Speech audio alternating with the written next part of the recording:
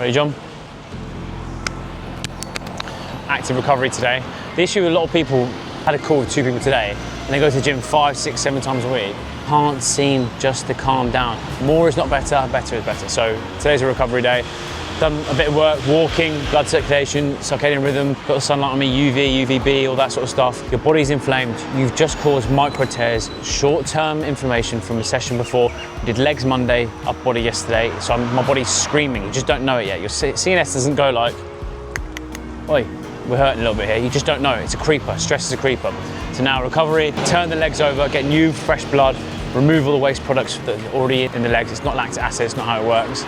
It's usually the things like sodium and stuff like that, or lactate, residual lactate, all right?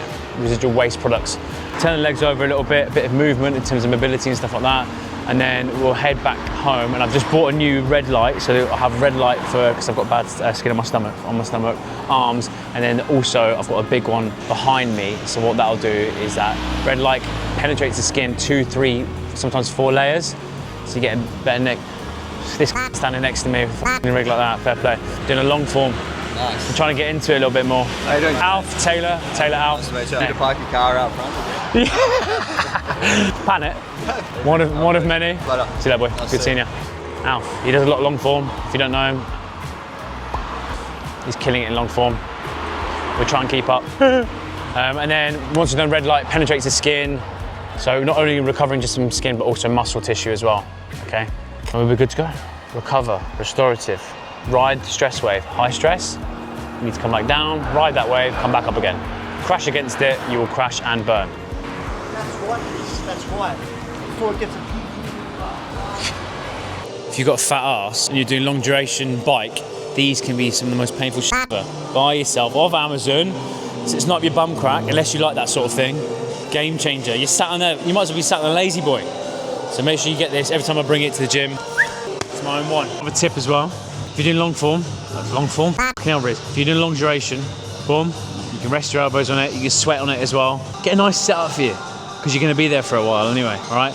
And I'll ask some questions whilst we're doing it. Let's go! Also, helps sweat. Not only has it got natural, just coconut water, I'll put 2 electrolyte tabs in there. So you got more potassium than 12 bananas. Sweat it out with the salt. Basically, electrolytes is basically just salt, guys. So,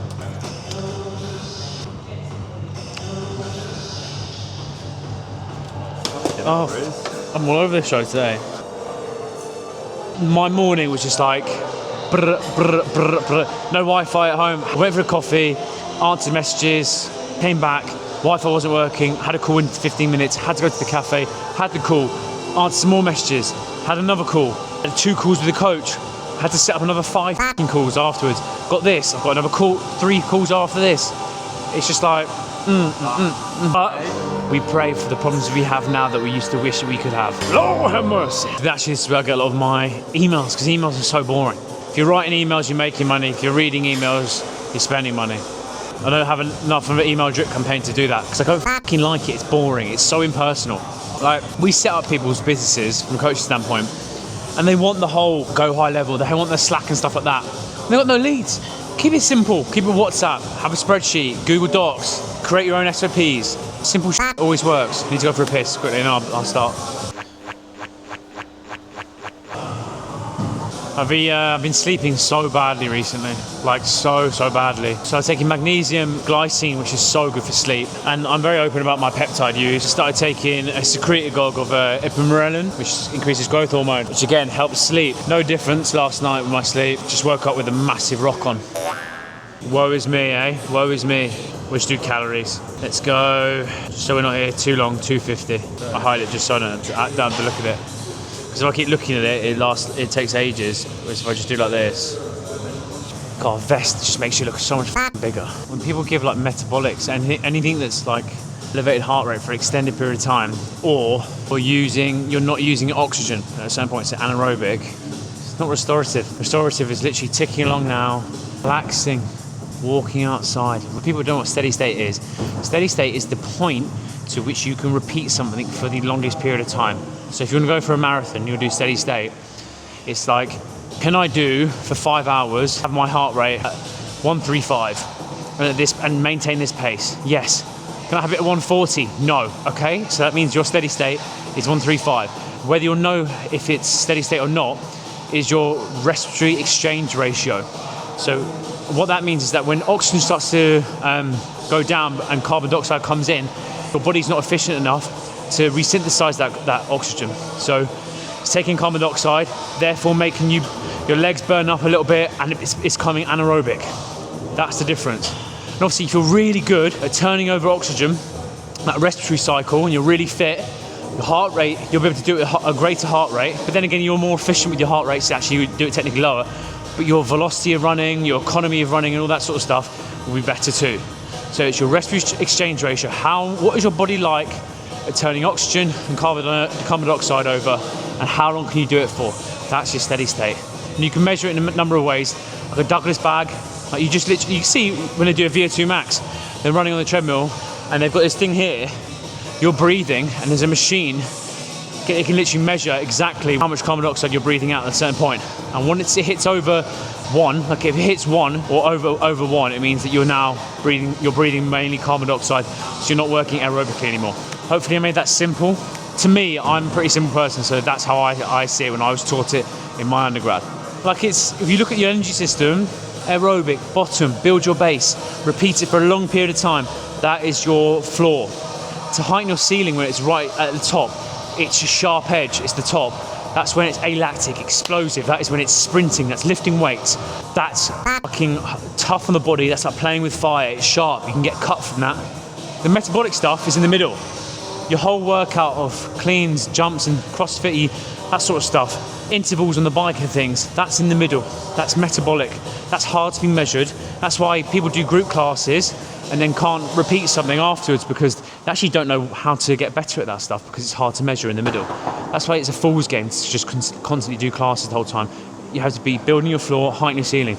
Walking, steady state cardio, lifting weights. You do that, the whole triangle gets bigger, and then the middle part, so when you do a metabolic session, your capability is higher anyway. So you don't actually need to do that metabolic stuff. You can just do really explosive stuff and really long duration stuff, and you'll build the whole energy system regardless. That's how you build your house when it comes to your fitness. Widen your floor, heighten your ceiling. And you can actually do it opposite way. You can actually heighten your ceiling, and because it's taller, you're more likely to have a widened floor. And for games athletes like cricketers or rugby players, technically it's aerobic because it's for over an hour they're working for, but it's repeat explosive efforts. So it's repeatability. How often can you repeat those bouts and maintain that? Well, the wider your floor is, the more likely you are to do it for a greater period of time. Simple as that.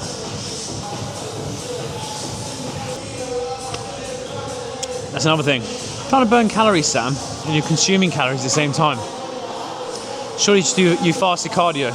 Yes, you can. That'll put you into a deficit regardless. However, if you're going to consume this anyway, it doesn't matter. By the end of the day, you're still going to be into that number regardless. Is there any benefits of you actually doing fasted cardio? It depends how long you're doing it for. You will be burning glycogen or glucose that's left in the muscle. And if it gets to a certain point, you're doing it long enough, then yeah, maybe you might start tapping into your lipids and stuff like that, but likelihood is you're not really. But fasted cardio just does actually feel quite good. I think the secretion of hormones, the feeling of actually having to earn your food is probably the more important part of that than anything. It's like a placebo effect almost. Do like it, but today I needed my biltong, I needed my fruit. Stretching, I'll do some stretching as well today. Usually do it before the bike, but I just want to get this over and done with. Some hip stuff for Muay Thai, just in case we do a bit of it in December.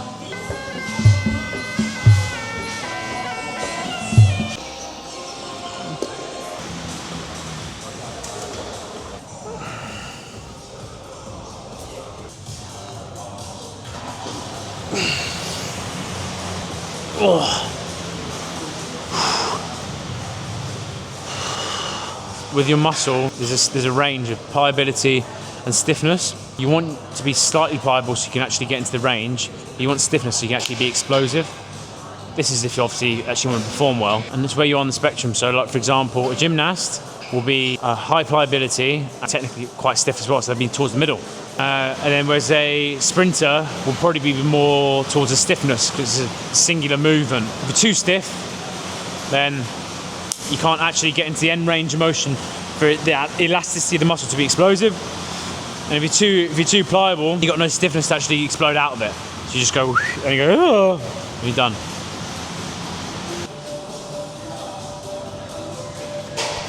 Just done the steady state, burnt the calories, had a bit of a movement. Movement is medicine. Range of motion for my hips, where I struggle with. Basically, on your rest days, it's your opportunity to work on the things that you're not necessarily that good at, or the things that you wouldn't do on your days that you, like you find things that you find boring. I find stretching extremely boring. You know, the guy, Greek Kemenossos, he comes to me, he says, hey, I serve tzatziki, you serve tzatziki only with lamb? I say, no, brother, when I'm from Catalonia, what we do is we have tzatziki with everything. The meal comes after the tzatziki, eh? So they talk. Bubble and squeaks. Steps is, the movement is the least you could do. Hang on one sec. Anyway, Jakey boy, you alright? Not that it is really hard to do, in fact it's very easy, but it's very repeatable. That's why it's so good, because you can do it every single day pretty much. And you can do it for an extended period of time. Like we walk from the gym now, that is a good half an hour of movement. You burn a decent amount of calories. So when in doubt, move. When in doubt, walk. If you have no gym access, I guarantee you are more likely to look better if you reduce the fat on your body from eating less or eating better and moving more. Before resistance training, before any fancy gym sessions or anything like that. It's the basics 101. And you can get the sunlight as well, even better. Rogray? Leg shakes, just go for a walk. What, Mount Druitt? Oh, I'm from Western Sydney, cuz. We bang with anyone, eh? That's literally what Tai Two of us said to me in Dubai. I was like, oh, you still in Western Sydney? He went, course, cuz. Mount Druitt, always, cuz. That's one of the best rigs you'll ever see in Bondi. Well, give us a flex then. This is Okan. Okan. Hey man, Okan. Taylor. State of that. Every single time someone would say, oh, there's action men in Bondi, they're literally referring to this. Look at the state of that. And him. I use Melanatan, and that's all natural. It's the Turkish in him. That's my colour. Why am I hard?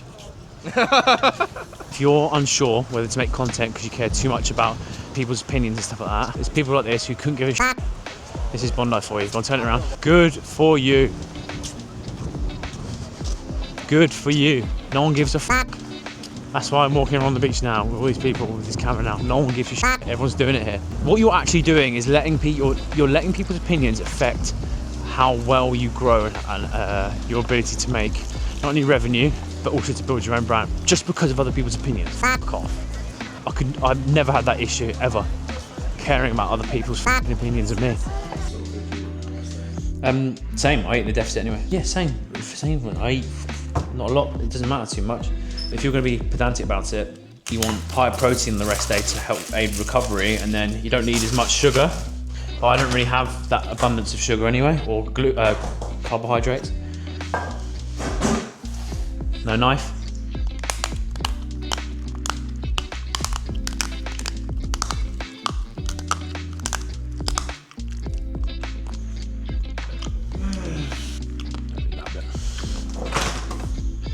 What?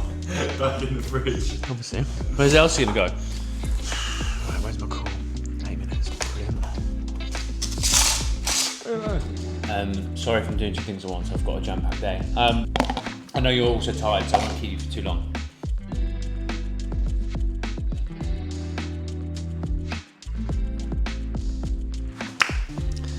Welcome to the kingdom of the red light. So red light is, there's no flashiness to it. It's literally a light with red coloring in front of it. Simple as that. And it can rebuild tissue, create regrowth of collagen as well. So it is good for healing skin. So if you have got broken up skin, small tears or cuts or anything like that. So I've got this one, which you can use in the morning as well. It's been shown also to, if you look at it, it's fantastic for your eyes. So it's good to actually look at it before bed. It makes you a bit tired as well. So it actually improves eyesight, looking directly at the red light. And then I've got this as well, which will also, you can use for travel. You can, let's say if you've got eczema on the arms like I have, you can put it around your arms too, or your stomach. They say it's fat burning. It's not fat burning, that's bollocks. They're just selling that, but it's the same. In terms of the top layer of the skin, that's normally where it'll benefit. It is not gonna do anything to the lipids and your subcutaneous fat. It's just not. It's not even gonna heat it up as well. So if it's not gonna heat it up, you're not gonna sweat, therefore you're not gonna burn anything, all right? So that's an absolute nonsense. Red light in terms of skin health, sleep, eyesight as well, is actually fantastic for you. It seems a bit fugazi, but it's not. It's really, really good. And it can help recovery massively. So on a recovery day, it's a bit of a no-brainer, especially when this only costs about 70 bucks. And this costs about 40 bucks. So get yourself a red light off Amazon. Thanks for watching, kids. If you like this video, you can then subscribe, and it really does help me grow the channel, because at the moment I'm trying to do it as best as I can. If you want more tips and more simple nutrition advice and more business advice, click this video here, or maybe this one, or maybe both.